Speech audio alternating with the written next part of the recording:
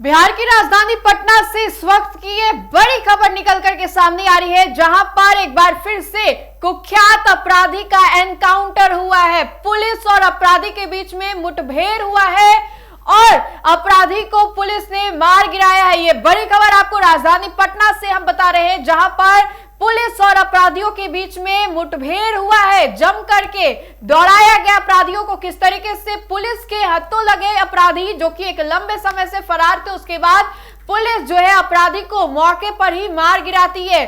Police जो है जवाबी कार्रवाई में पुलिस को एनकाउंटर करना पड़ता है। ये बड़ी खबर आपको राजधानी पटना से बता रहे हैं, जहां पर अपराधी का एनकाउंटर हुआ है। हम आपको वो तमाम जानकारी देते हैं कि कैसे अपराधी का एनकाउंटर हुआ है। आपको बताएं तो बिहार में अपराधियों का तांडव जो है वो लगातार देखने को मिल रहा है। आए दिन जो खबरें हैं वो सामने आती है कि अपराधी पर नकेल कसने के लिए प्रशासन भी एक्शन लेते नजर आ रहा है।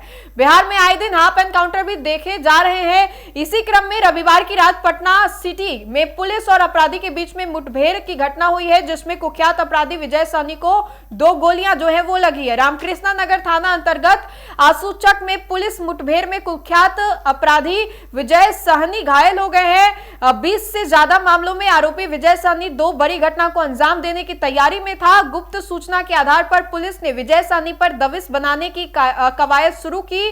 मालसलामी थाना, आलमगंज थाना और एसटीएफ ने बड़ी कार्रवाई करते हुए विजय सहनी पर दाविश बनाया है। पटना सिटी में हुए इस मुठभेड़ पर पटना जिला के एसपी कार्तिकेय के शर्मा ने मीडिया को बताया कि 2 बड़ी घटनाओं को अंजाम देने की तैयारी में विजय सहनी और उसके गुर्गे इकट्ठा होने वाले थे।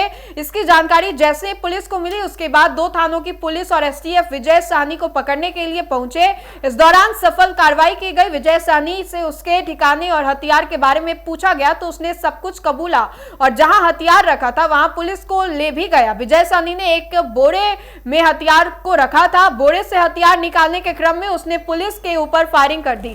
1 गोली विजय सहनी ने चलाई तो जवाबी कार्रवाई में पुलिस की तरफ से 2 फायरिंग की गई। जवाबी फायरिंग में दोनों गोलियां विजय सहनी के पैरों पर लगी, जिससे वह घायल होकर के गिर पड़ा। उसे एनएमसीएच में इलाज के लिए भर्ती कराया गया है। तो आपको ये बड़ी खबर हम आपको राजधानी पटना से बता रहे थे, जहां पर पटना में कुख्यात अपराधी का एनकाउंटर जो है वो हुआ है। और ये खबर सुनने के बाद आप भी सोच रहे होंगे कि अपराधियों का मनोबल कितना ज्यादा बढ़ गया है। अपराधी बेखौफ होकर के अपराधी घटनाओं को अंजाम दे रहे हैं और विजय सहनी एक लंबे समय से उसका आपराधिक इतिहास भी रहा है। पुलिस उसको ढूंढ रही थी और इस कड़ी में पुलिस को कल बड़ी सफलता हाथ लगी है। पुलिस ने जवाबी कार्रवाई के दौरान विजय सहनी का एनकाउंटर किया है और इस दौरान उसके पैर में गंभीर चोट जो है, गोली जो है वो लगी और इसके बाद उसको अस्पताल में भर्ती कराया जाता है, इलाजरत है वो।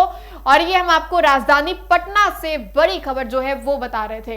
तो फिलहाल के लिए इतना ही, बहुत बहुत शुक्रिया।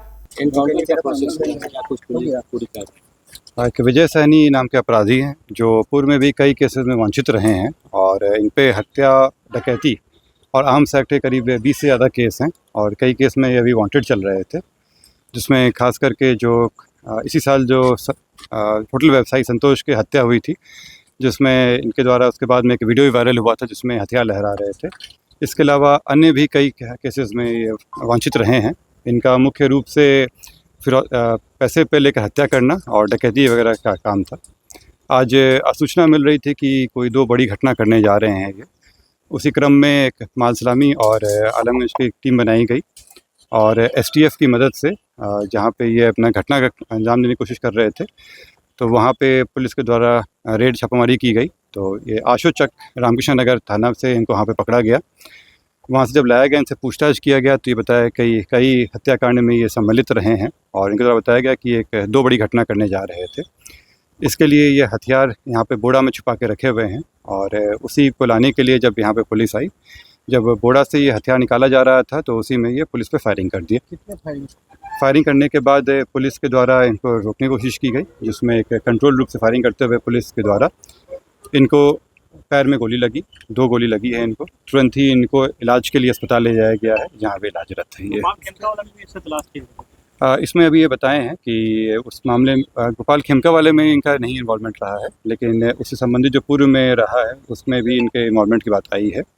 अभी फ़िलहाल ये जो 2-3 हत्याएँ हुई थी और उड़ीसा में और धनबाद में जो बैंक डकैती हुई थी, उसमें अपना स्वीकारोक्ति बताए हैं ये कि उसमें इन्वॉल्व रहे हैं। इनका गैंग में कितने लोग हैं सर?